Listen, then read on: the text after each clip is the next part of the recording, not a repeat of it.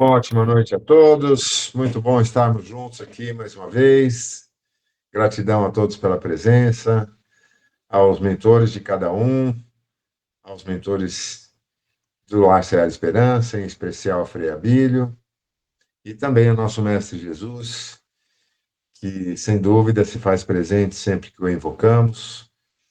Vamos dar início então ao encontro dessa noite, oferecendo uma prece de gratidão ao nosso Criador pela bênção, pela oportunidade de estarmos juntos aqui nessa noite gelada de terça-feira. Pai nosso que estais nos céus, santificado seja o vosso nome. Venha a nós o vosso reino e seja feita a vossa vontade na terra, assim como no céu. O pão nosso de cada dia dai-nos hoje. Perdoa-nos por nossas ofensas, assim como devemos perdoar aqueles que nos ofenderem. E não nos deixes cair em tentação, mas livra-nos, Senhor, de todo mal, que assim seja, graças a Deus. Olá, Mônica, boa noite. Então tá, eu não sei se todos acompanharam as trocas de mensagens pelo grupo. A gente até fez uma pequena enquete, mas poucos se manifestaram sobre o que conversamos, né, semana passada, de abrir um pouco o espaço para quem está na ativa ali, trabalhando direto, no caso da Mônica, sobre a experiência que ela está tendo com as sessões de desobsessão e de apometria. E que, como é um tema que tem tudo a ver com o que estamos aprendendo no livro Consciência, então eu sugeri que nós concluíssemos o capítulo, faltam poucas páginas para concluir esse capítulo sobre obsessões complexas, e depois a gente passa a palavra para a Mônica. O Guilherme também ficou de participar, não sei se vai chegar a tempo, eu convidei a ele e a Sueli, mas então vamos dar início aqui onde paramos na semana passada, com a leitura da questão número 54, que está na página 160, ainda sobre o tema das obsessões complexas. Enquanto isso, o resto do povo vai chegando aí. Podemos obter alguma informação ou esclarecimento a respeito de um fator bastante presente em casos de obsessão complexa, a chamada arquepadia, definida como magia do passado remoto com repercussão na atualidade.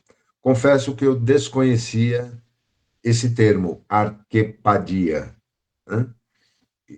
É uma nomenclatura dada a um processo de magia negra que se utiliza de imagens, formas, pensamento de passado para repercutir no presente de pessoas ou de grupos. Entendemos que as chamadas arquepadias devam ser classificadas no rol das manifestações complexas da obsessão por se constituírem em síndromes psicopatológicas originadas no passado remoto das vítimas, através do uso da magia negra ou goécia, com repercussão atual no campo mental e psicológico. A sintomatologia típica dos portadores dessa síndrome é a apresentação de quadros mórbidos subjetivos, sem causa médica conhecida e sem lesão física evidente. São levados na conta de neuróticos ou psicóticos. Queixam-se de cefaleias, angústias, sensação de abafamento ou crises de falta de ar, sem motivação aparente e com diagnósticos médicos vagos. Outras pessoas conservam a nítida impressão de estarem amarradas, pois chegam a sentir as cordas estrangulando-as ou apertando firmemente seu pescoço. Vítimas de arquepadia sofrem no corpo astral situações desencadeadas em encarnações anteriores. Em grande parte, foram submetidas a estranhos rituais com o soerguimento de fortíssimos campos de força por parte de exímios conhecedores da técnica magnética nos templos iniciáticos do passado. Outros assumiram compromissos em cultos herméticos e exóticos, vinculando-se a entidades sombrias a representar os deuses de outrora. Selados seus compromissos com sangue e sacrifícios humanos, fortaleceram seus laços de imantação que ainda não foram desfeitos. Há ainda aqueles que, em encarnações ocorridas nos ambientes onde proliferou a baixa magia, ou nas quais vivenciaram processos de mumificação nos templos antigos, conservam ainda em seu corpo astral as faixas que envolveram seus cadáveres e os respectivos amuletos fortemente magnetizados, cujo potencial energético ainda está ligado a seu campo vibratório. Portanto, as chamadas arquepadias, ou síndromes psicopatológicas, cuja origem está relacionada ao uso da magia negra, fogem ao processo convencional de tratamento das obsessões, requerendo conhecimento relativo das questões mentais, das forças da natureza e dos elementos desencadeantes do fenômeno. Mas, acima de tudo, é preciso assegurar-se de uma assistência espiritual superior e altamente especializada, sem a qual qualquer método será ineficaz, quando não perigoso e insensato, na abordagem terapêutica desses fenômenos. Muito daquilo que vem sendo colocado aqui pelo questionador do Joseph Kleber são fenômenos, pelo menos a meu ver, relativamente raros e que dificilmente ocorrem em locais, em casas espíritas ou espiritualistas, que não estejam devidamente preparadas para atendê-los. Então, acredito que a espiritualidade, sem dúvida, tem critérios para encaminhar situações nesse nível de complexidade para unidades específicas, onde haja não apenas a preparação adequada do local, mas médiuns e espíritos qualificados para lidarem com essas situações. Entre os estudiosos da ciência espiritual, especialmente aqueles que se sintonizam com os estudos e as pesquisas da apometria, dizem ser a magia negra a pior forma de obsessão conhecida. Isto é real? Por quê? Seja realizada no passado espiritual da pessoa avisada ou no período entre vidas, na erraticidade, a magia negra, considerada por todos os motivos complexa, é, sem dúvida, o processo que envolve a mais arrojada força representativa dos poderes da escuridão. Aqui ele faz uma observação para não confundir magia negra ou goécia com feitiçaria. Apesar da segunda modalidade oferecer riscos apreciáveis e acarretar consequências possivelmente drásticas para seu alvo, há que considerar que a feitiçaria, invariavelmente, ligada a métodos muito materiais, é, na verdade, degradação da verdadeira magia negra. Aí ele se prolonga, mas aí fica a critério de vocês darem continuidade a essa leitura. O fenômeno em si é considerado complexo devido à extrema especialização dos agentes espirituais envolvidos e do conhecimento que possuem. Lamentavelmente, em numerosas ocasiões, não levado a sério por parte dos pretensos seguidores da doutrina espírita. Inadvertidamente, como fruto de uma postura anticientífica e em virtude do medo de incorrer numa visão antidoutrinária, meus irmãos ignoram a existência e o poder dos magos negros, entidades temidas, veneradas por seu séquito e condutoras de uma das maiores frentes de poder do submundo astral. Ao deparar com tais casos, de antemão, saibam os meus irmãos que será necessário ministrar tratamento criterioso, etapa por etapa, para desarticular o poder dos obsessores envolvidos. Haverá necessidade de desativar os campos magnéticos que, sem tal providência, ficarão atuando indefinidamente sobre a vítima.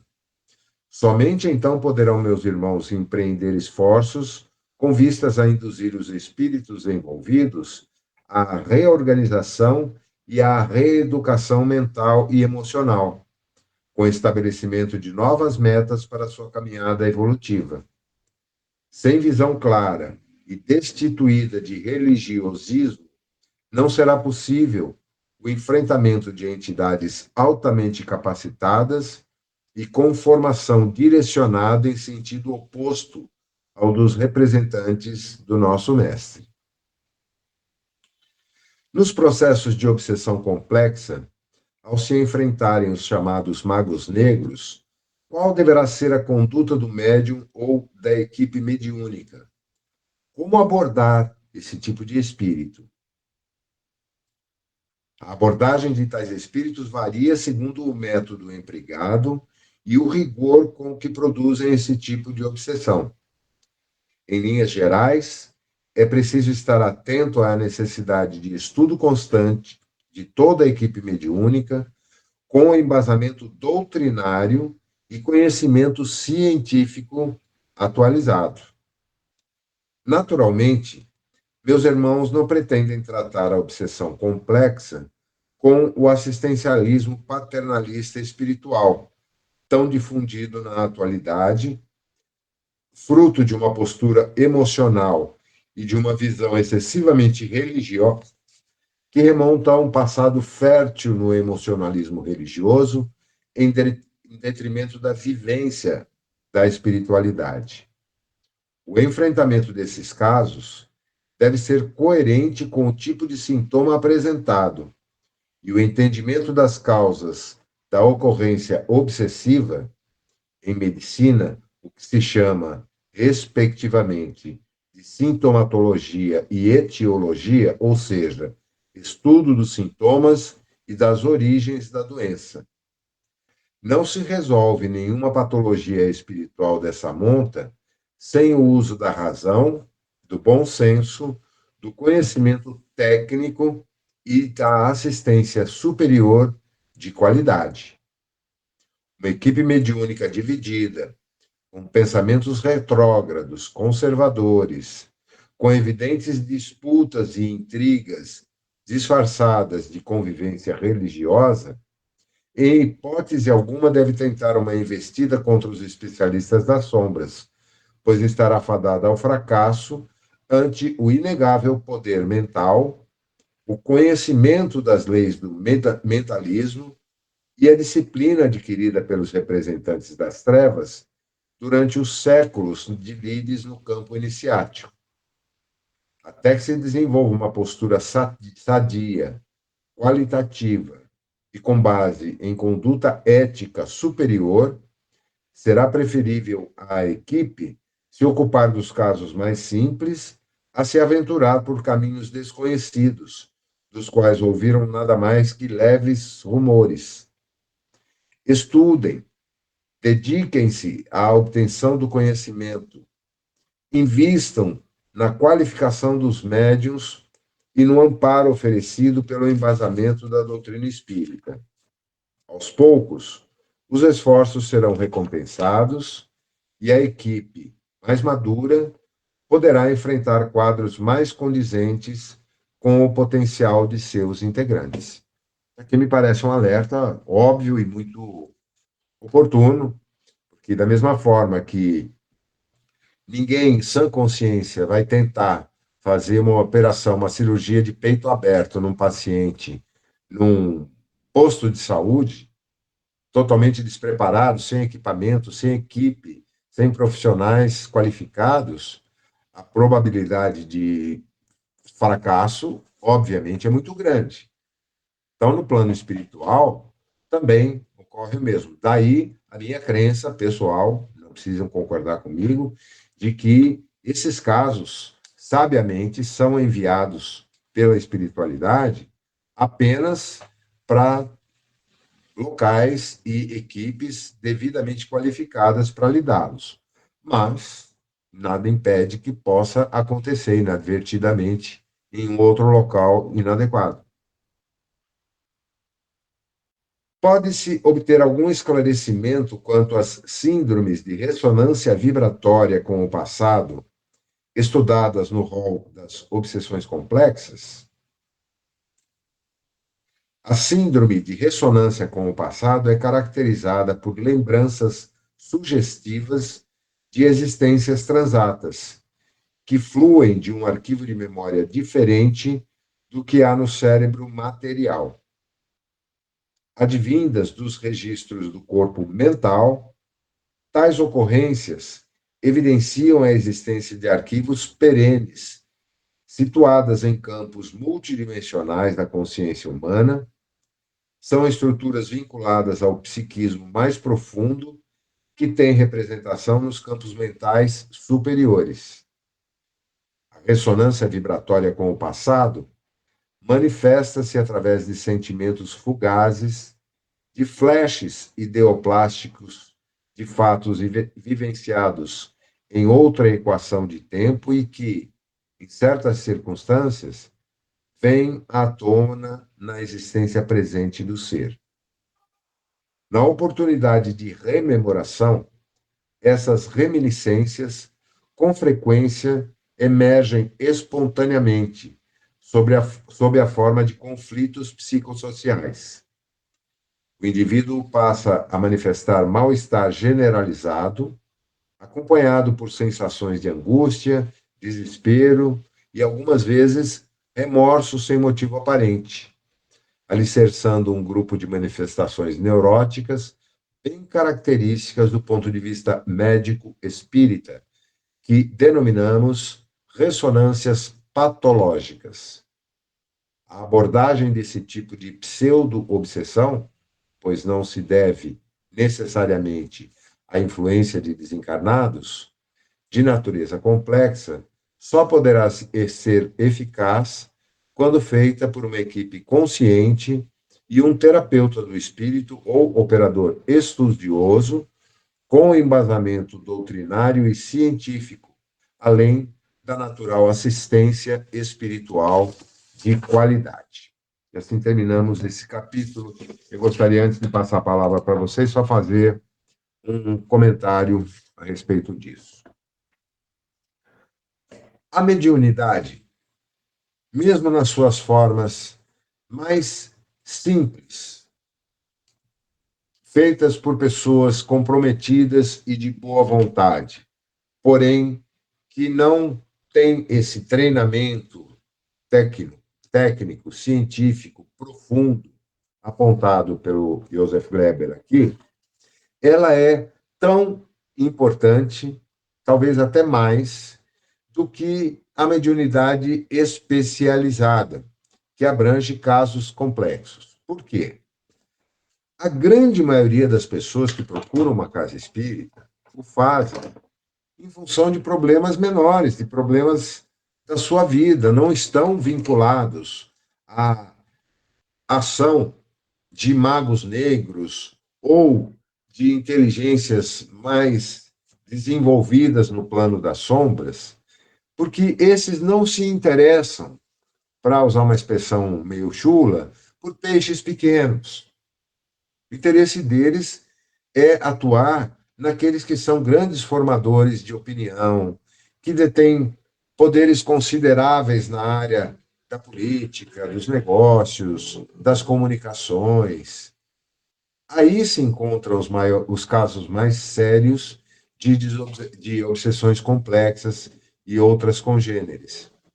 Então, esse trabalho miúdo, podemos chamá-lo assim, sem nenhum sentido pejorativo, de atendimento daquelas pessoas que, de alguma forma, estão sendo atingidas por picuinhas familiares, por ciúmes, por brigas causadas com pessoas em outras encarnações ou na mesma encarnação e que acabam se desenrolando através de processos obsessivos.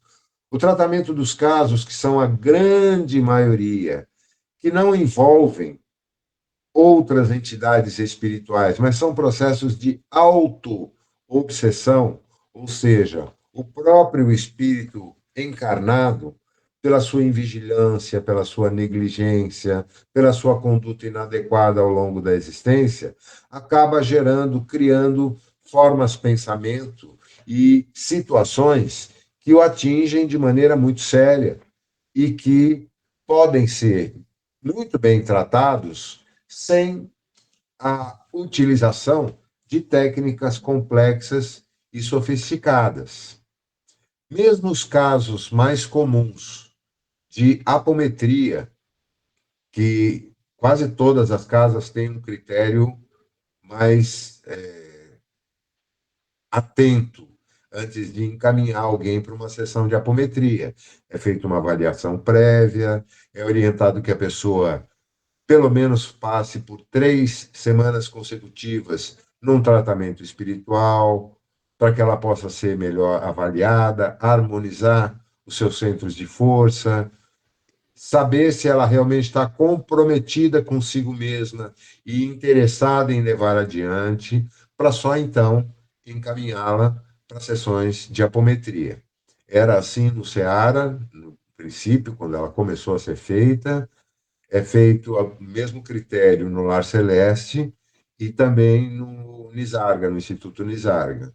Nenhuma pessoa é encaminhada para a apometria no primeiro dia que chega na casa. A Mônica vai nos esclarecer melhor sobre isso também, mas, a meu ver, é um critério que deve ser adotado.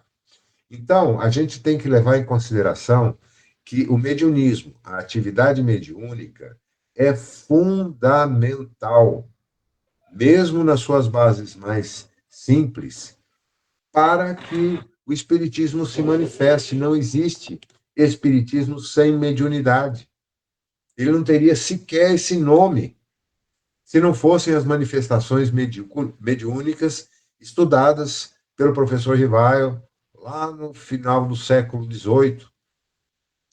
Tudo isso que nós aprendemos ao longo dos anos, todas as obras do Pentateuco Espírita, as obras de Kardec, toda a literatura que nos chega às mãos, desde os textos psicografados pelo Chico Xavier, as quase 600 obras que ele publicou, até as milhares de outras, como essa que estamos acompanhando aqui, são decorrentes do uso de intermediário, de médiuns. E mesmo fora do espiritismo e da doutrina dos espíritos, a mediunidade se faz presente em templos evangélicos, em igrejas católicas, em mesquitas islâmicas, em sinagogas judaicas e em lugares comuns que nada têm de ligação com a religiosidade, porque todos somos constantemente intuídos e influenciados pela espiritualidade. Sabemos que todos, em alguma medida, somos médiuns. Todos temos, em maior ou menor grau, a capacidade de comunicação com o plano extrafísico. E isso ocorre diuturnamente nas nossas vidas, tanto em vigília quanto durante o sono. O ponto é que a grande maioria de nós, mesmo aqueles que se debruçam sobre o estudo do Espiritismo há anos, décadas, ainda temos dificuldade de nos enxergarmos, de nos sentirmos profundamente como espíritos habitando temporariamente um corpo físico. Nós usamos essa expressão com muita frequência, mas quantas vezes no decorrer do nosso dia a dia nós nos compreendemos, nos sentimos como espíritos? Nós estamos com as nossas antenas ligadas, com a nossa conexão vibrando no mais alto grau, com o plano espiritual? É muito difícil. Nós estamos sujeitos à gravidade da matéria e ela nos puxa para inúmeras, infinitas formas de atenção, atração, que dificultam a grande maioria das pessoas colocarem isso como um estado permanente nas suas mentes. Por isso, nos é tão recomendada a prática da meditação, da oração, da vigilância. Quanto mais nós nos dedicarmos a isso com seriedade, com comprometimento, maior serão as possibilidades de estabelecermos conexões mais profundas, mais intensas com a espiritualidade e, óbvio, que é o que todos desejamos, com espiritualidade que esteja em níveis iguais ou mais altos que o nosso, e não com aquelas que querem nos puxar para baixo. Esse é talvez o objetivo principal desse nosso grupo de estudos, é nos imbuirmos dessa consciência de que somos espíritos e como tal devemos interagir também no plano físico, percebendo que somos, sim, diretamente influenciados pelo plano extrafísico. Palavra com vocês agora, fechando a minha boquinha. Melissa, você chegou por último, quer fazer algum comentário?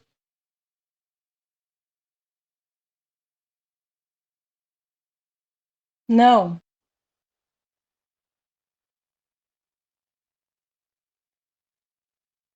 Marina, Pedro, nossa, todo mundo caladinho hoje.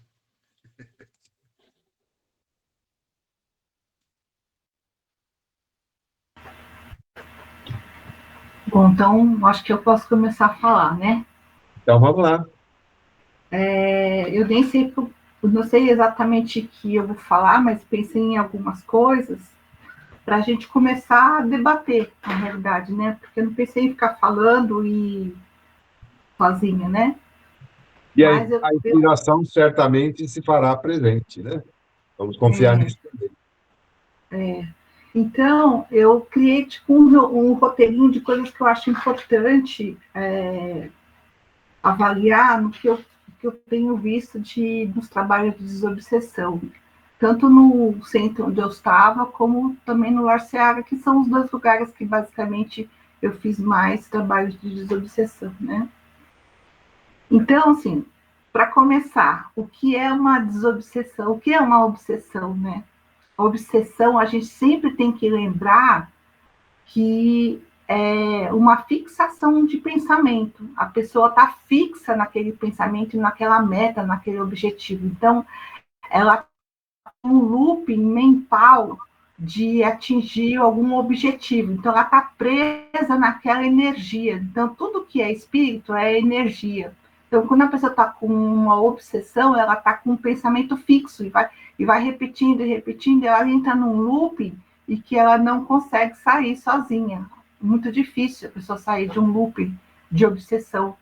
Né? E é nesse momento que a gente deve agir, né? Tirar essa pessoa do looping. Quando eu falo que pessoa, eu estou dizendo um espírito. Tanto pode ser encarnado como desencarnado, né? E aí, assim, eu queria dividir as obsessões. O que eu estou falando, assim, é o que eu penso, né? Não estou dizendo se é verdade, se é mentira, enfim, vocês vão dar a opinião de vocês. Mas o que eu mais vejo? Existem basicamente 3 tipos de desobsessão ou obsessão que acontecem nos trabalhos mediúnicos de mesa, né? Eu diria que é a obsessão, que é a auto-obsessão, quando a pessoa está se... Existe uma personalidade dela mesma, foi que eu coloquei lá no grupo, né? Nós somos um condomínio de personalidades. Desta vida é uma personalidade. De todas as outras vidas anteriores tem uma personalidade. Porque eu quis dizer de 144 e tal, mas esse número é bastante contestado, mas não faz diferença se são 144 ou 1000. O importante é que nós somos um condomínio de personalidades. Então, quando é autoobsessão, o que acontece? Até pelo texto que falou agora, acontece algum gatilho, alguma coisa que nesta vida que lembra a pessoa consegue ter o registro, consegue acessar o registro dela de um trauma que ela teve, ou na infância ou em vida passada.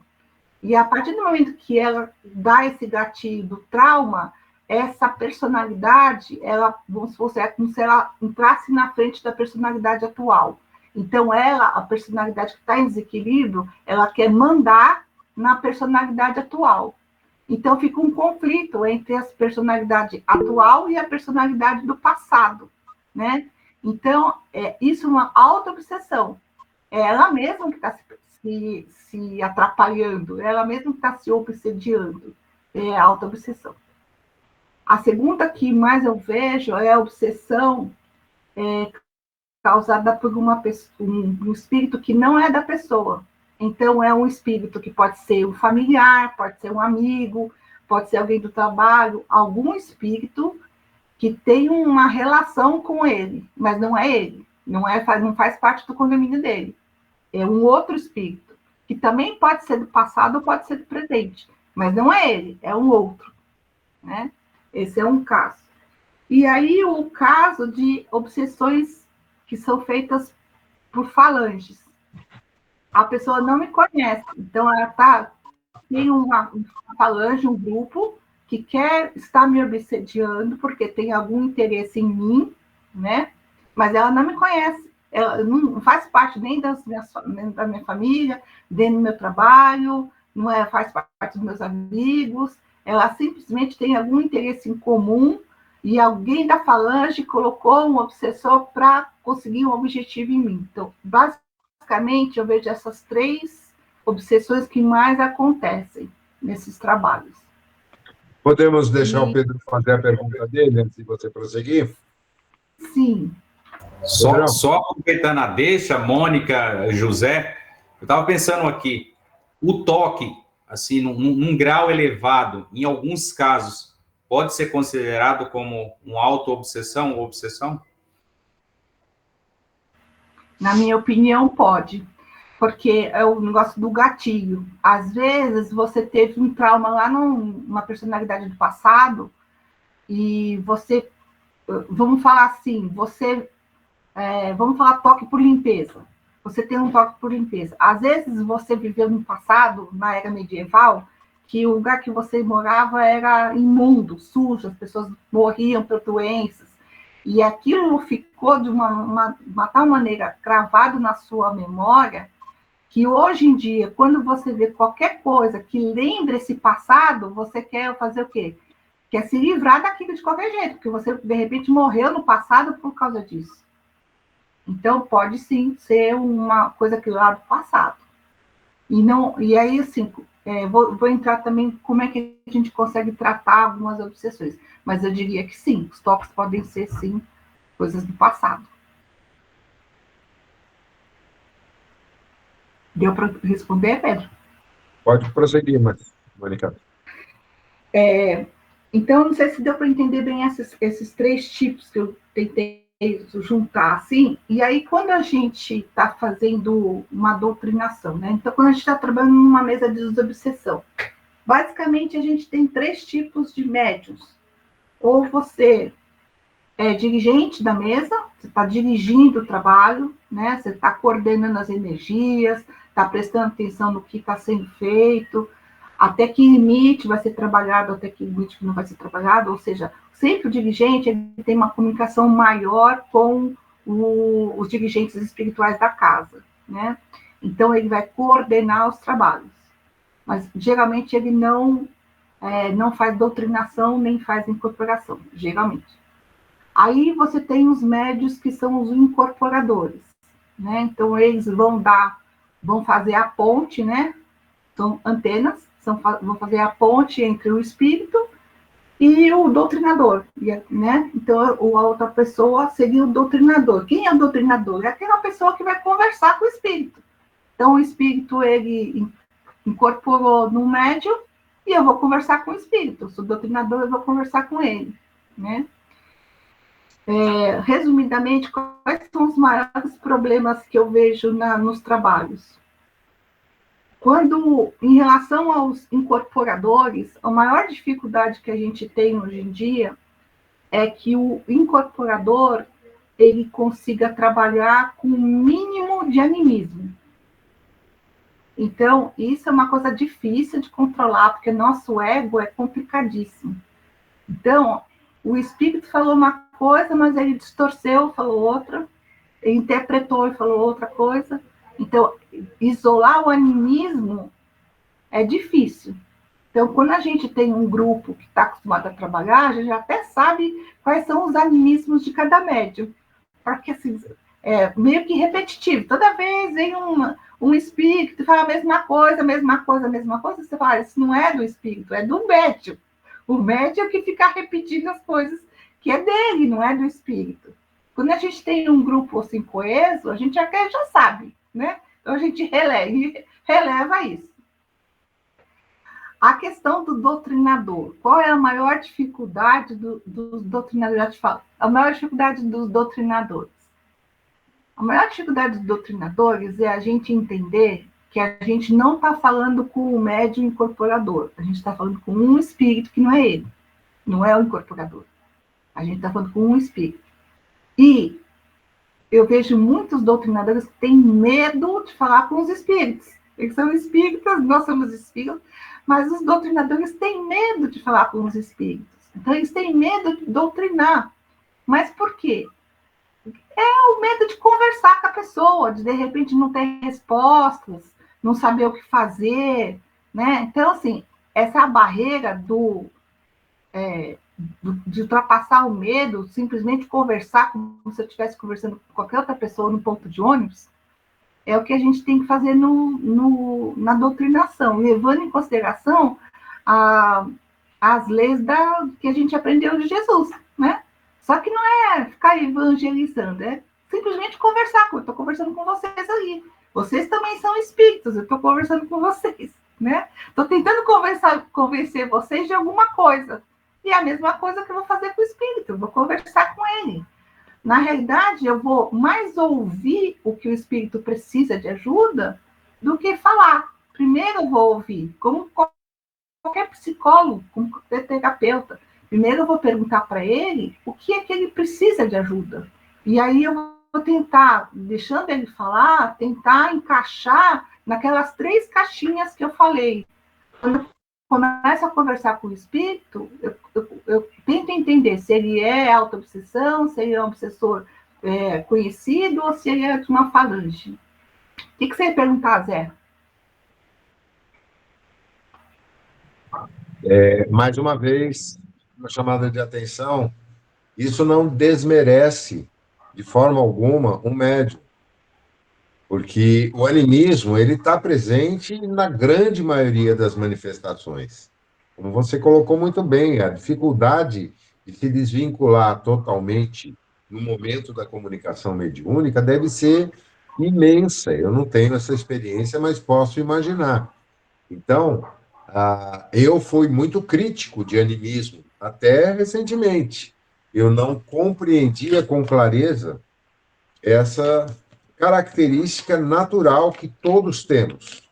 Hoje, para mim, é um pouco mais fácil aceitar isso, embora ainda tenha críticas, né? Mas eu tenho mais perspicácia e conhecimento para distinguir o que é mistificação daquilo que é animismo. A mistificação, a meu ver, eu não vou dizer imperdoável, tudo é perdoável, né? O nosso Pai nos perdoa de tudo, mas é gravíssimo. Enquanto que o animismo é natural da expressão humana. Então, a gente não deve julgar os médiuns com base num critério raso, né? E sermos muito críticos por conta disso. Era essa observação que eu queria fazer. Pode prosseguir, Perfeito. Então, assim, o que a gente, eu digo assim, qual é a dificuldade do doutrinador e do médium incorporador? É porque conforme a gente mais estuda, conforme a gente mais pratica, conforme a gente mais conversa, conforme a gente vai treinando, a gente vai deixando essas coisas mais para trás, né? Então, quanto mais a gente pratica, melhor a gente fica. Desde que a gente vai estudando e conversando com outras pessoas do nosso trabalho, né? Esse é o objetivo, né? Então, assim, o que eu diria para um tratamento, né? Primeiro, receba o espírito com tranquilidade e com paz. Diga para ele que ele está sendo acolhido, que ele está sendo, que ele chegou aqui para ser num ambiente de paz, de tranquilidade, de segurança, e pergunta para ele o que ele precisa de ajuda. Deixa ele falar. A maioria vai dizer, não preciso de ajuda, nem queria estar aqui, alguém que me trouxe. Deixa ele falar. Percebe o que você pode ajudar ele, né? Então, eu vejo alguns doutrinadores que começam a doutrinar sem saber exatamente o que a pessoa tem. Então, vamos falar assim, vou dar exemplos. Vamos falar que tem uma autoobsessão. A pessoa, às vezes, morreu num acidente de carro qualquer. E aí ela se vê sem uma perna, sem um braço, sem a cabeça tem feridas, tem deformações, então a cabeça dela dói. Então, a gente vai tratar aquele espírito reconstituindo todas as suas dores, retirando as suas dores, né? Ou seja, eu vou até o passado, eu vou entender o que ele falou aqui, né? Que é aquela palavra que você falou que não sabia o que era. Eu vou até o passado, até a vida passada dela. Vou entender o que aconteceu ali no passado. E vou reconstituir ela, trazer ela do passado para o presente. Eu vou, mentalmente, por comandos mentais, eu vou restituir os corpos dela, para que ela mentalmente se sinta bem. Ou seja, ela saia do passado e ela venha para o presente. Porque ela é um espírito, ela não tem cabeça mais, ela não tem braço, não tem perna, não tem, isso está na cabeça dela, é mental. Então, quando você dá um comando mental, ela vai se reconstituindo e ela vai se sentindo bem a ponto de ela sair do passado e vir para o presente, para essa comunidade que a gente tem no presente da pessoa. E aí eu transporto ela para um hospital espiritual. Ou seja, eu sempre procuro ver o que a pessoa tem, estabilizo a pessoa numa condição razoável de energia, que ela sinta que ela foi resgatada, que ela está sendo tratada, que ela vai estar bem, e aí eu transporto ela para um hospital espiritual. Na realidade, a gente não faz nada, né? Quem faz são eles, né? Os nossos auxiliares é que fazem. A gente só, vamos falar assim, vai encaminhando e conversando com o espírito. Isso é uma técnica que a gente faz na apometria muito bem. Eu já deixo você falar, tá, Zé? Na apometria, por exemplo, são comandos mentais, né? Então, por exemplo, se vocês são os espíritos, eu estou conversando com vocês, eu falo para vocês assim, olha, lembra lá no passado, quando você brincava com brinquedos e tal? Tá lembrando? Todos vocês agora já voltaram para o passado, já conseguiram lembrar o que vocês faziam lá no passado. Concordo? Estão me ouvindo? Estão me ouvindo? Travou um pouco, né? Todo mundo, quando eu falo, olha, lembra do passado, a pessoa vai mentalmente para o passado e consegue lembrar o que fazia. A gente não tem essa limitação mental de transpor o tempo. Do mesmo jeito que a gente não tem, o espírito menos ainda, porque ele não tem corpo, né? Então, esse comando mental, eu consigo dirigir a mente da pessoa, do espírito, para ir lá no passado, reconstituir, trazer de volta, trazer para o presente. Então, com essa ligação mental entre eu e o espírito, eu consigo convencer ele, por assim dizer, que eu estou refazendo, a cabeça dele está quebrada, o corpo, tudo. Então, se ele vai me, entre aspas, fazendo o que eu peço. Assim como vocês fizeram agora. Volta lá no passado, lembra dos brinquedos que vocês tinham na infância. Vocês foram lá olhar os brinquedos, cada um brincou com bola, com peão, amarelinha, sei lá o quê. Vocês foram e vocês voltaram, né? Então, essa força mental é tudo, essa energia mental é tudo. Então, eu vou comandando essas reconstituições, essas melhorias do campo energético da pessoa, elevando o campo energético da pessoa para ela se sentir bem, para ela conseguir ser transportada para um hospital, porque os hospitais, eles não estão em baixa vibração, eles estão em vibrações boas, altas. Então, para eu conseguir transportar essas pessoas para os hospitais de socorro, eu preciso que ela esteja, no mínimo, numa boa vibração. Pergunta, Zé? 2 pontos. Claro que todo mundo entendeu que você falou, ele não tem corpo. Embora o espírito, sim, desencarnado, tenha o perispírito, que é um corpo. Sim, ele é um corpo eu digo corpo semi-material, físico, mas com todas as características que tinha o seu corpo físico. E, nesse caso, essa indução através de comandos mentais, de rememoração, de chamar a atenção para a pessoa se lembrar antes do acidente, quando ele estava com seu corpo perfeito, é imprescindível nesse ponto, enquanto o atendimento está sendo feito no plano material da casa espírita, porque ali se conta com doação de ectoplasma. Isso não existe nos espíritos desencarnados que estão, por exemplo, nos hospitais espirituais. Então, isso tem que ser feito entre os encarnados, devido exatamente à necessidade dessa reconstituição, não necessariamente de órgãos amputados ou coisa parecida, mas da própria estrutura energética do perispírito, utilizando o choque anímico dado com o ectoplasma, através dos comandos mentais, que vão permitir que ele chegue para o atendimento posterior mais íntegro, mais completo. Está correta a minha interpretação? Tá corretíssimo, isso mesmo. E aí, assim, uma coisa também como assim, a gente está conversando com um espírito que está em sofrimento. Então, assim, não julgue em hipótese nenhuma se ele fez certo, se ele fez errado. Nós não estamos aqui para julgar ninguém, né? Se às vezes ele fala assim, eu fiz muita coisa errada, às vezes acontece, eu fiz muita coisa errada, eu matei muita gente. Aí não me cabe julgar. Se ele, claro que ele fez coisa errada, está errado, mas assim, ele mesmo está se julgando, não cabe a mim julgar. Então, o que cabe é dizer para ele que ele pode se perdoar, né? Que ele já sabe que ele fez coisa errada, que ele mesmo acha que está fazendo coisa errada e que ele pode se perdoar porque ele fez alguma coisa errada no passado, porque ele não tinha conhecimento, ele não tinha desenvolvimento, mas agora ele tem, então ele não vai repetir mais o mesmo erro. Então, não cabe a gente julgar, simplesmente acolher e tentar trazer o perdão e o amor para este momento.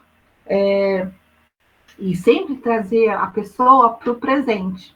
Então, muitas vezes, numa auto-obsessão, a pessoa está lá na Idade Média.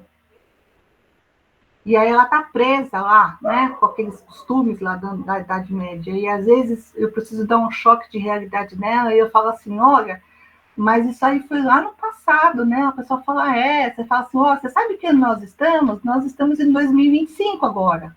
Agora os costumes já não são mais os mesmos. Esse choque de realidade eu trago a pessoa mentalmente para 2025. Às vezes eu mostro o mundo para ela em 2025. Eu crio uma tela mental e falo, olha, agora nós estamos em 2025, as coisas já não são mais assim. Você não precisa mais agir dessa maneira. A gente já não tem tanta violência, tanto, né?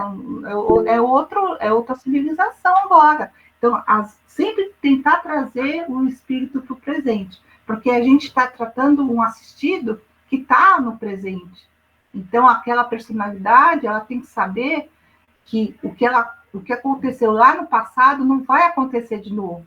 Porque, às vezes, a personalidade ela quer que a personalidade atual faça o que ela fazia no passado. Mas quem manda agora é a personalidade atual, porque as coisas mudaram, as coisas não vão acontecer como aconteceu no passado, as coisas vão acontecer diferente. Ela também já evoluiu, ela também já aprendeu uma série de coisas. A civilização onde ela vive também já aprendeu uma série de coisas. Então, a gente tem que trazer essas mudanças para o presente. Pergunta, Zé? Não, só para a gente mudar de link, faltam só 8 minutos para esse link. Vamos fechar essa sala, então, e eu vou abrir a outra em seguida. Tá bom.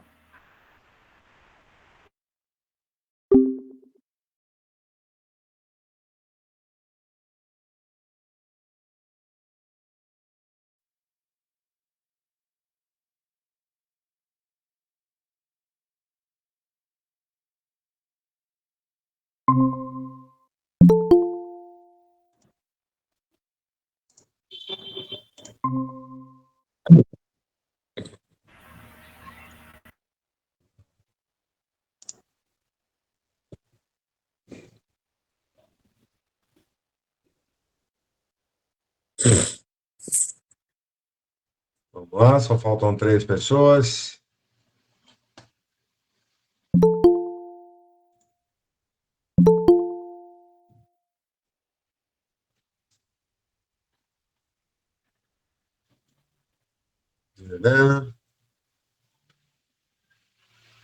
Chegou em casa, Lu?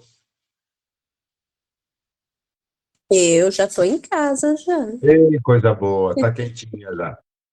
Não, quer dizer, aí já é muito, né? Quentinha ainda não, mas já em casa. Tá dentro de casa. Dentro de casa tá mais quentinho que na rua, né? É. Então tá faltando só a Melissa entrar. Mas vamos dar continuidade, então.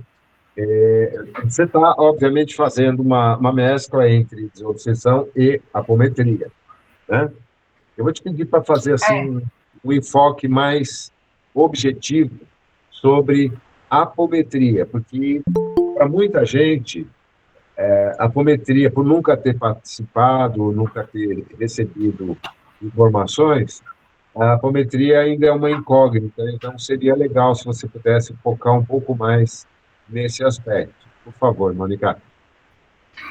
Então, a apometria é uma técnica, né, de desdobramento. Então, quando eu vou tratar uma pessoa, eu desdobro os corpos, né? Em cada corpo a gente tem as emoções, a parte física, os registros arcásticos, cada um estão num corpo. Quando eu vou tratar um assistido, eu desdobro os corpos. Então, dependendo de onde é o problema da pessoa, está num corpo, né? Está no perispírito, no astral, enfim. Então, a gente desdobra os corpos, né? Desdobra as personalidades, e aí a gente observa, né, o que precisa ser tratado. E aí, então, algumas técnicas. Aí as técnicas podem ser, por exemplo, se a pessoa está no passado, eu trago ela para o presente, eu puxo ela para o presente. Se a pessoa tem um problema, vou falar assim, um looping mental de alguma coisa que aconteceu no passado, que ela tem uma fobia, por exemplo, agora, eu corto essa memória, né, esse estímulo de memória, eu corto esse estímulo de memória por comando. Eu corto a memória da pessoa, desse trauma que ela teve. Não que eu vou conseguir apagar a memória dela, ninguém consegue apagar a memória, mas eu corto o estímulo. Para quê? Para que a pessoa saia do looping. Então, a partir do momento que eu dou uma pausa, pego aquela memória e compacto, fecho uma caixinha, desligo aquela memória um pouquinho, a pessoa sai do looping, e quando ela sai do looping, ela consegue elevar a sua vibração para sair daquele problema. Então, essa é uma técnica, por exemplo. São tudo técnicas, né, de apometria. Quando tem, por exemplo, alguns trabalhos de magia, alguma coisa assim, como ele falou sobre amuletos, né? Então, o que são amuletos? São objetos que foram imantados, que foram magnetizados e foram ligados à mente da pessoa, que a pessoa acredita, por exemplo, que aquele amuleto dá poderes para ela.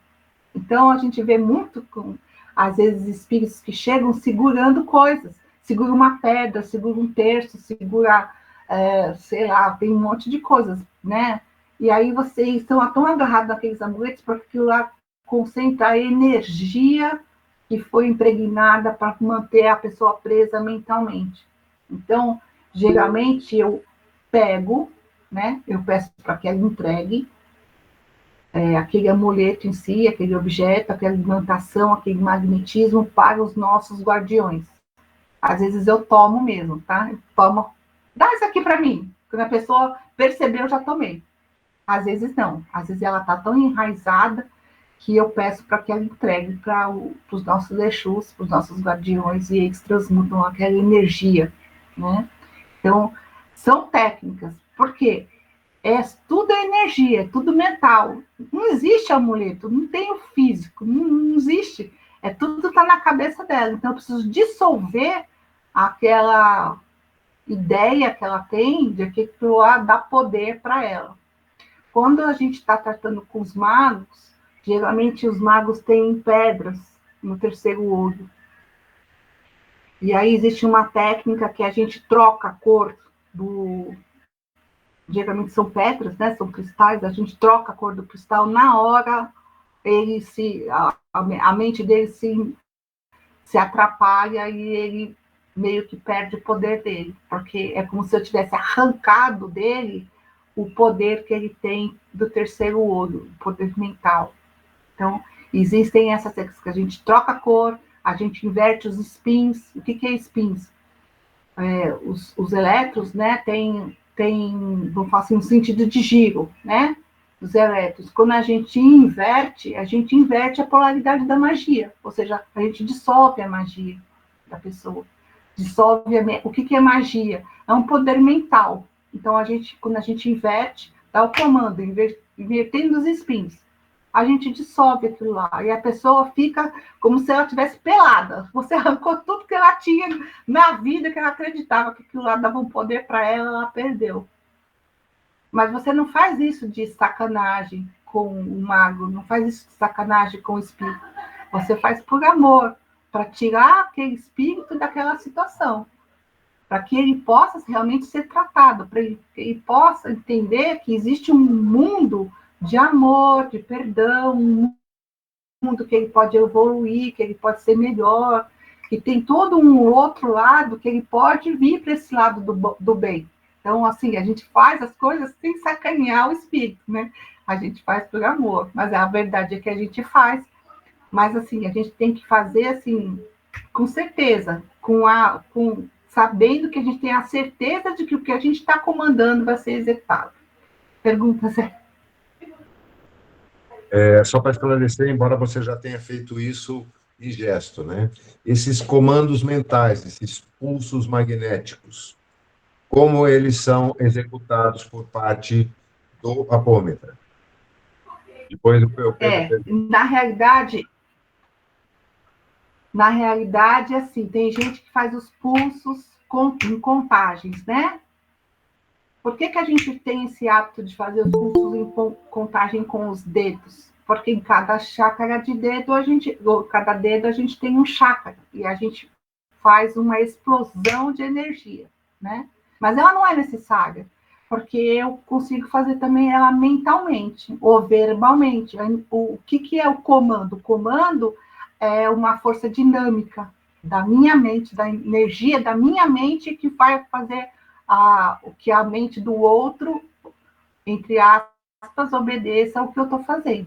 Geralmente a gente faz o comando na contagem, por quê? Porque facilita para o incorporador, porque o incorporador também está participando, né? É a minha energia do doutrinador com a energia do incorporador, com a energia do dirigente, a energia da mesa. Então, quando eu pulso, quando eu faço a contagem, instalando os dedos, ou 1, 2, 3, enfim, quando todo mundo conta e pulsa a energia junto, a gente aumenta essa energia do comando, né?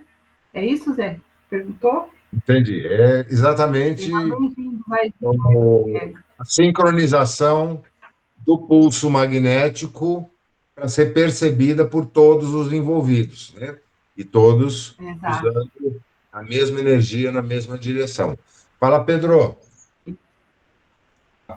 Só aproveitando o assunto, Mônica, você falou do patuá, eu lembrei, recentemente eu assisti num podcast, não tem nada a ver com o assunto, né, de um podcast de um ex-policial, né, um ex-sargento, e ele contando alguns casos, assim, mais do âmbito espiritual, aí numa ocorrência ele levou um cara, assim, que era bandido, né, e teve uma troca de tiro muito grande e esse cidadão tomou muitos tiros e ele não ia escapar. Aí chegando lá, o médico viu que ele não ia sobreviver, ele estava com a respiração com muita dificuldade mesmo, viu que ele não ia sobreviver.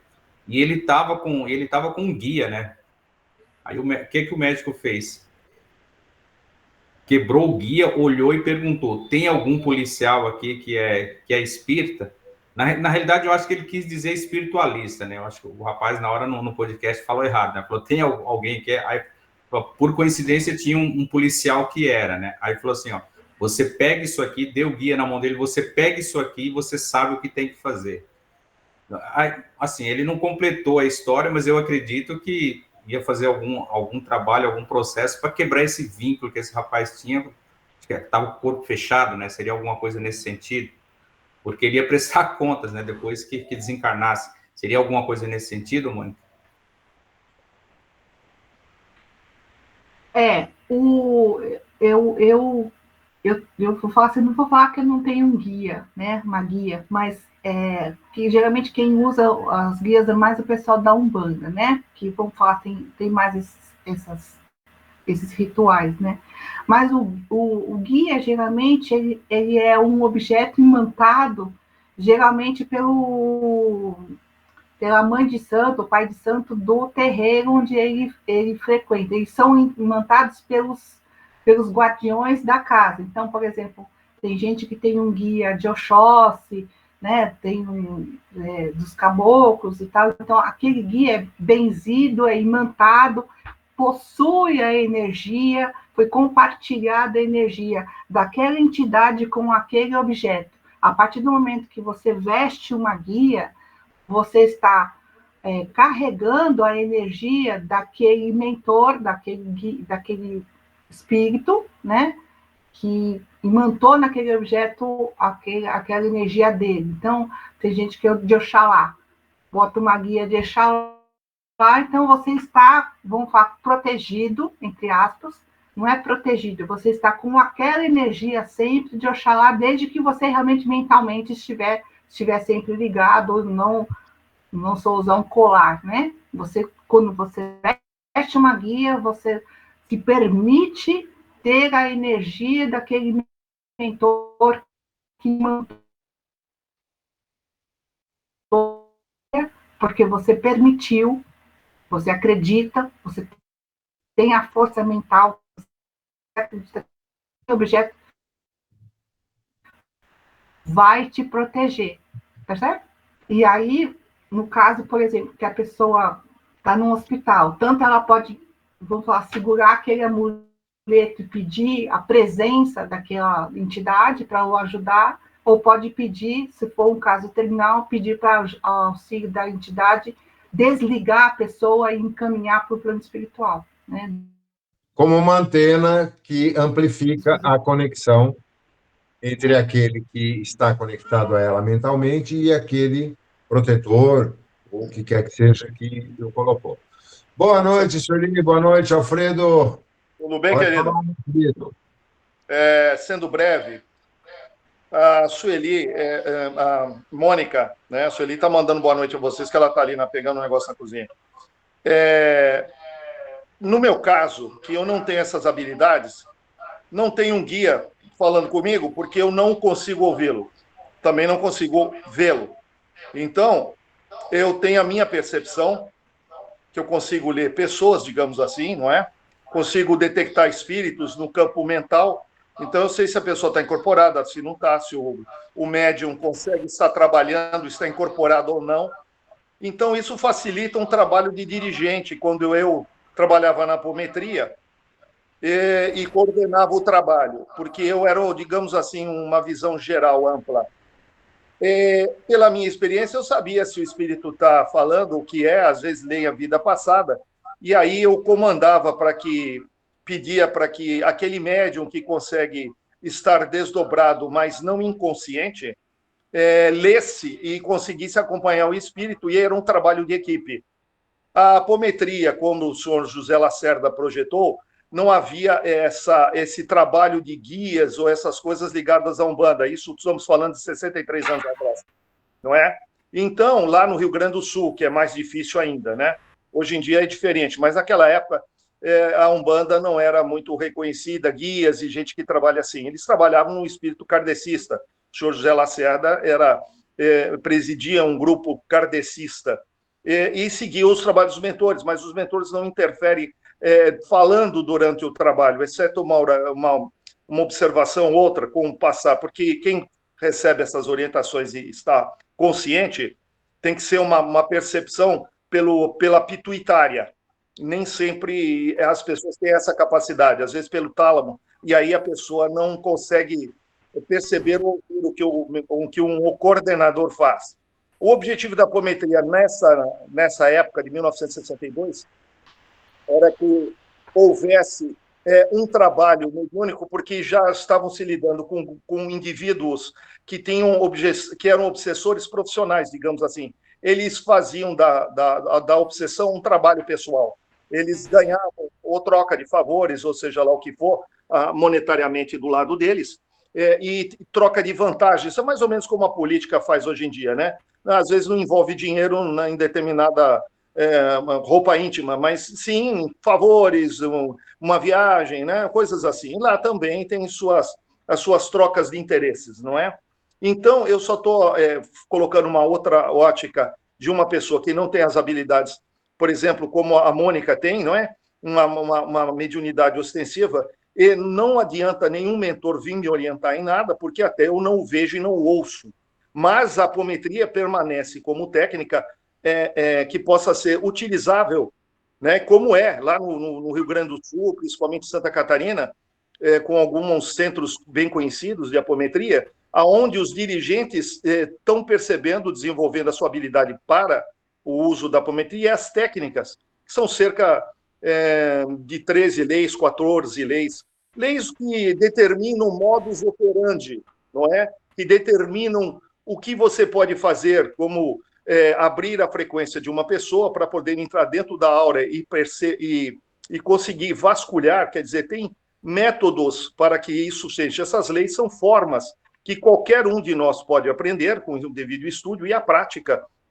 A Mônica, por exemplo, é uma pessoa que demonstrou, né, nas nossas conversas, nós trabalhamos muito próximos com a apometria na mesma época, eu num grupo e ela no outro, porque a gente, em épocas diferentes, trabalhamos, depois a acupuntura me ocupou tanto que eu não pude continuar, né? Eu ou fazia uma coisa, fazia outra.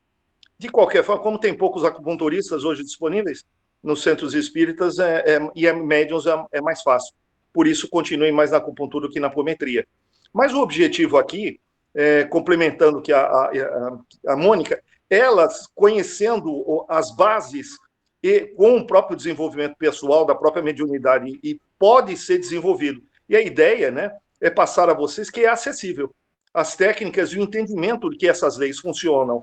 Então, quando o senhor cria aqueles pulsos, não só eu, o senhor, a senhora, o outro, aquele outro, também conseguem fazer, não é? Porque aquelas leis, quando você cria pulsos, porque a energia, eu não sei se alguém conhece a física quântica.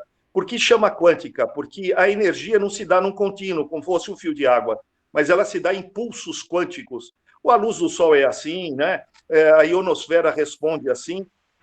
Então, é fácil de entender. E esses pulsos, criados com uma onda mentomagnética, que chama-se, porque o magnetismo, a onda mental ainda é uma forma de magnetismo, digamos assim, né? E ela cria essas realidades. A hipnose também, entre encarnados, por exemplo, segue o mesmo princípio, né? Onde uma pessoa, uma onda mentomagnética, consegue acessar, né? A consciente ou inconsciente de outra pessoa. É só isso que eu queria fazer de observação. Se houver perguntas, por favor, fique à vontade. Muito obrigado, Alfredo. Excelente tua colocação. Vamos concluir, então, Mônica. Temos mais... Então, assim, entre as principais técnicas que a gente mais usa, então, assim, inverter polaridades das energias, despolarizar a memória, trazer a pessoa para o presente, para o passado, projetar para ela o futuro, para que ela consiga ver o que ela pode desenvolver para ela mesma no futuro. Eu consigo mostrar para ela, em outro plano, no plano dos desencarnados, todas as pessoas que estão esperando por ela lá, as pessoas que ela gosta, então eu consigo projetar numa tela mental, mostrar para ela, assim, pessoas que ela já gostava, que ela amava e tal, pessoas afins dela, que estão do outro plano esperando por ela, então eu consigo mostrar para ela. Então, e tudo isso pela mente. Eu consigo reconstituir os campos energéticos, eu consigo equilibrar os corpos. Às vezes tem um corpo que está muito maior do que o outro, né? Um corpo astral está muito maior do que o outro. Então, eu consigo, pela técnica, equilibrar os corpos e alinhar eles para que ele se sinta melhor. Então, são todas técnicas mentais da apometria. Você vê que eu não falei nada sobre evangelização do espírito. Eu só estou comandando para que ele se sinta melhor, para que eu possa transportá-lo para um socorro espiritual. Uma coisa que a gente usa muito quando tem obsessão, não auto-obsessão, mas quando tem obsessão de terceiros, às vezes tem obsessão de terceiros, por exemplo, vou falar assim, eu matei alguém lá no meu passado. Não sou eu matei alguém lá no passado, e esse alguém morreu. Aí esse alguém vem atrás de mim agora para me perturbar. Então, o que acontece? Às vezes, quando eu estou doutrinando esse pessoal que foi morto, que está atrapalhando o encarnado agora, eu simplesmente converso com ele, explico, e falo, mas ele errou comigo, ele me matou. Eu falei, mas você também errou, você também comete erro com outras pessoas. Eu mostro para ele os erros que ele já cometeu, que ele tem que perdoar a pessoa, que ele também vai ser perdoado. E aí eu uso uma técnica que a gente usa, fala assim, de mudança de endereço. Todo mundo tem um endereço astral. E às vezes, para ele parar de achar o assistido, eu troco o endereço no astral. E a pessoa não consegue mais achar, fica meio perdida, como se eu tivesse feito uma mudança do assistido de lugar da vida dele, e aí o obsessor não consegue mais achar o obsediado. Né? Então, essa é uma técnica, a gente trocar o endereço no astral. Que mais que eu posso lembrar? Consegue lembrar mais alguma coisa?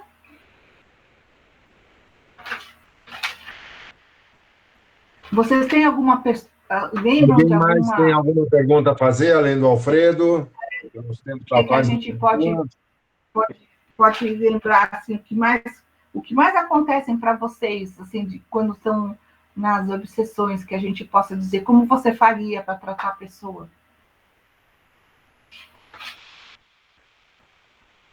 Então, você, Alfredo. Retornando, só falando, o que a Mônica citou agora são comandos mentomagnéticos, é uma indução mental. Então, às vezes o espírito, ele não está lá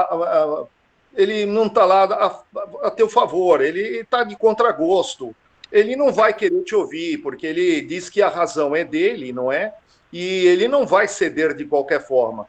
E o que a Mônica mostrou como técnica que ela utilizou são ordens, comando mentomagnético, que é onde, olha como está a situação, olha aqui, olha na tela mental. Essa tela é criada por um comando mentomagnético que ela usou da mente dela, entendeu? Então, não há assim, dependemos do que o obsessor, se ele vai com a nossa cara ou ele não vai.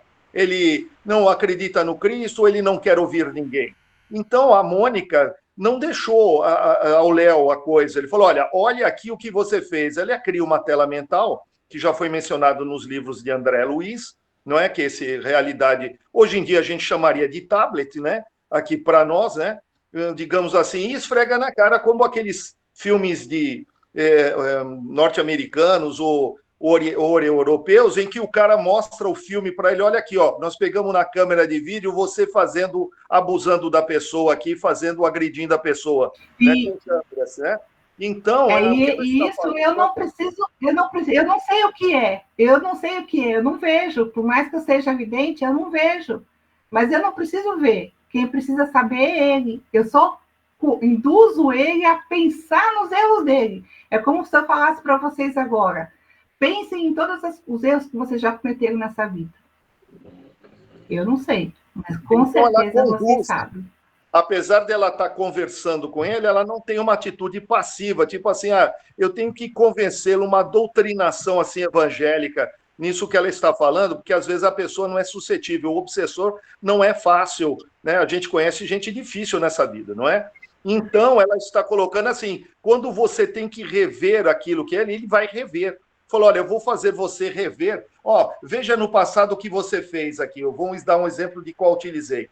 E, ó, voltando em 1, em 2, em 3, voltando no caso, é como fosse uma hipnose. E ele passa a ver na tela mental dele, porque a memória é dele, e não da pessoa. No caso, não é a Mônica que está criando uma memória falsa. Ela está acessando a memória dele para ele mesmo. Não sei se isso... Às vezes ele fala assim, a pessoa me matou no passado. Daí você fala assim, poxa, que chato, né? Ela cometeu um erro, né? Mas quantas pessoas você já matou? Aí ele vai lembrar. Porque, assim, é afinidade de energia. Se ele está tão enraivecido porque a pessoa matou ele, é porque provavelmente ele já matou outras pessoas também.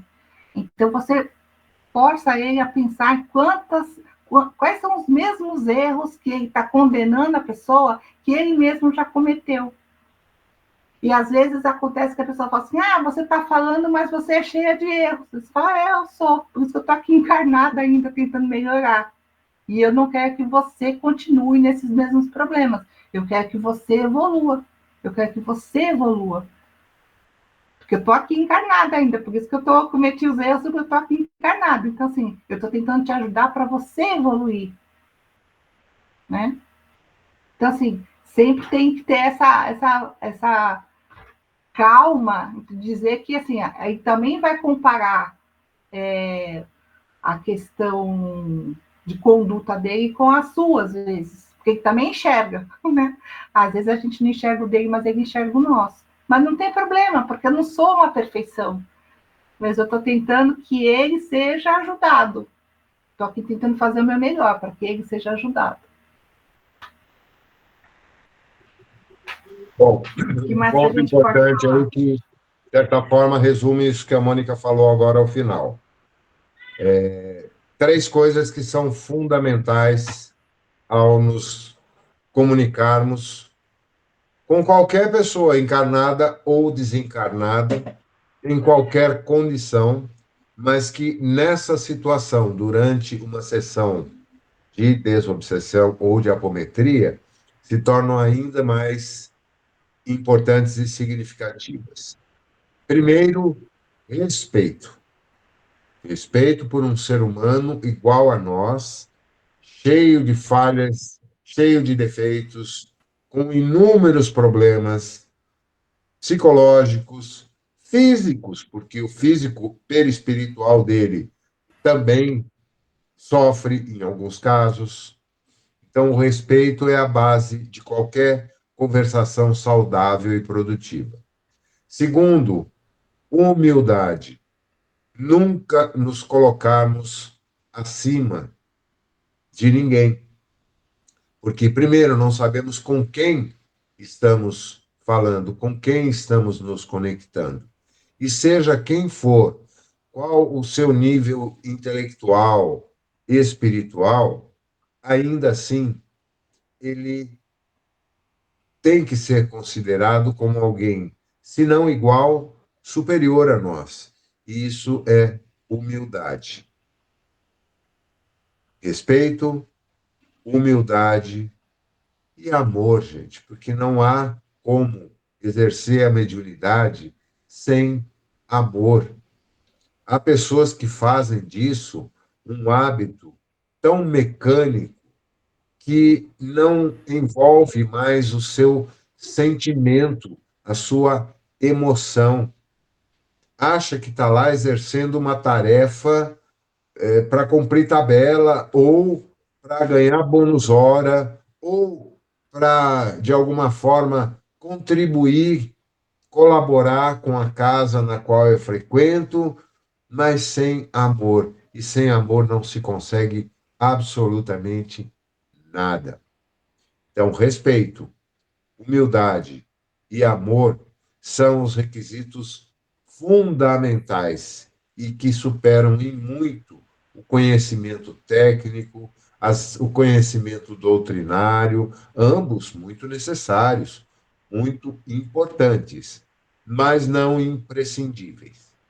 Imprescindíveis são respeito, humildade e amor verdadeiro, vontade de ajudar, compaixão profunda por aqueles que sofrem e não nos colocarmos jamais acima deles.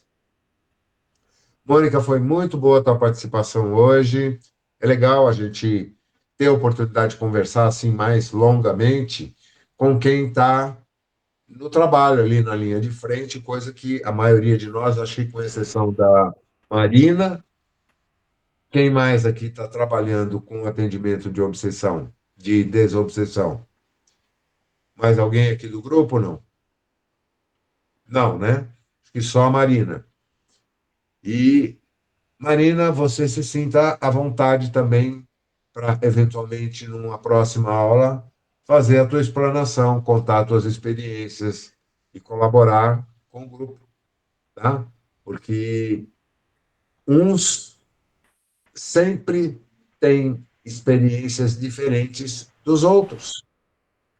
E aquilo que eventualmente pode ser um grande conhecimento teórico não tem tanto impacto, tanta informação quanto a daquele que está mais familiarizado com a prática, com o dia a dia de qualquer tarefa. E outra coisa igualmente importante, tem um pesquisador, repórter e escritor norte-americano que ele vive no meio do esporte há muitas décadas e pesquisou muito sobre atletas de alta performance e várias atividades. E ele, num livro que ele escreveu, que eu não me recordo o título agora, nem o nome do autor, mas a frase, sim, é muito importante.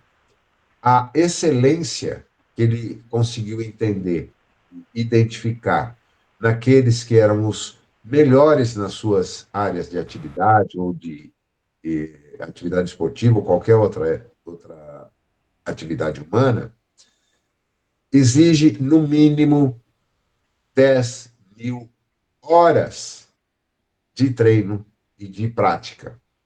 10.000 horas.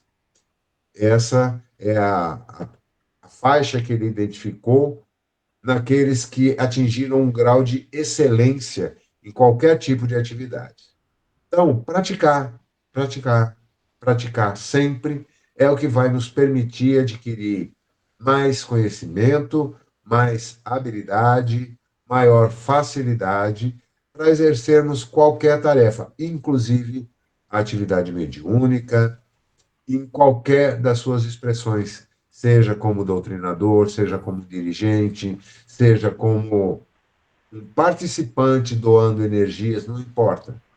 Sempre que nos dedicamos com amor, com respeito e com humildade, nós estamos agregando qualidades e habilidades que vão progressivamente nos permitir sermos melhores colaboradores, ferramentas mais úteis para serem utilizadas por aqueles que, por trás da nossa capacidade de percepção, estão nos orientando, nos intuindo e nos ajudando. Foi muito produtiva a noite de hoje. Fala, Mônica. Só para tentar encerrar, assim, uma coisa que a gente sempre tem que lembrar, chega um assistido que a gente vai tratar. A gente vai tratar o espírito que estão naquelas 3 caixinhas que eu falei. Depois que a gente tratou esse espírito, a gente tem que lembrar que existe um assistido. Então, a gente tratou esses aqui, mas o assistido a gente não tratou ainda. E ele foi marcado por algum desequilíbrio. Então, a gente precisa reconstituir a energia do assistido que está ali. A gente tratou esses, encaminhou esses, ok, mas aquele assistido, a gente precisa equilibrar o assistido para ele poder ter um fôlego, né, e se reconstituir para ele se melhorar. Por mais que você tire o obsessor, você ainda deixou uma marca do obsessor no assistido. Então, você precisa reconstituir aquele corpo do assistido. Do mesmo modo, quando a gente trata uma casa de um assistido, a casa tem formas, pensamentos, ela cria uma série de energias ruins e coisas que ficam ali, às vezes magias, amuletos, e uma série de coisas bem pesadas, às vezes, a gente tirou o obsessor, às vezes, dentro da casa, mas aquela energia ainda está impregnada. A gente nunca pode esquecer, depois que tratou as obsessões, a gente limpar toda aquela situação e reconstituir, elevar a vibração de todo aquele lugar ou do assistido. Isso é super importante. Às vezes a gente esquece. E a gente também, tá? A gente mesmo e o incorporador também, né? Por isso que quando a gente vai terminar um trabalho, às vezes a gente está cansada, às vezes a gente ainda tem resquícios de energia, a gente ainda está em ressonância com aquele sofrimento. Eu sou empata. Então, tudo que o espírito sente, às vezes eu sinto dor, sofrimento, mágoa, às vezes eu choro, e às vezes eu encaminho o espírito e ainda tem uma certa ressonância em mim, daquela empatia, e eu preciso tirar isso de mim antes de ir embora, antes de terminar e encerrar o tratamento, tá? Então, assim, isso é uma coisa que às vezes os médiuns esquecem, e depois de dias que eles vão lembrar que eles ainda estão ligados naquele trabalho que foi feito. Por isso, o dirigente tem que ter uma participação ativa nisso, né? Não esquecer que, afinal de contas, quem foi buscar ajuda é o assistido, não o espírito que se manifestou através dele. E os médiuns que ali se dedicaram também precisam ser cuidados, tratados, suas energias recompostas. Bom, gente, estamos a 1 minuto, vamos fazer a nossa prece de encerramento, então. Gratidão a todos por termos tido essa oportunidade tão agradável, aprendemos tanto e damos prosseguimento na próxima semana, pedindo agora a bênção de nossa Mãe Maria para nós, para os nossos lares e para todos aqueles a quem nos conectamos através dos laços dos pensamentos. Ave Maria, cheia de graça, o Senhor é convosco. Bendita sois entre as mulheres e bendito é o fruto do vosso ventre. Santa Maria, Mãe de Jesus, roga por nós, aprendizes dessa vida, agora e na hora de nossa passagem. Que assim seja, graças a Deus. Beijo no coração, ótima semana para todos e obrigado. Boa noite, boa semana a todos. Boa noite. Obrigada. Maravilhoso. Obrigada. Beijão para todos.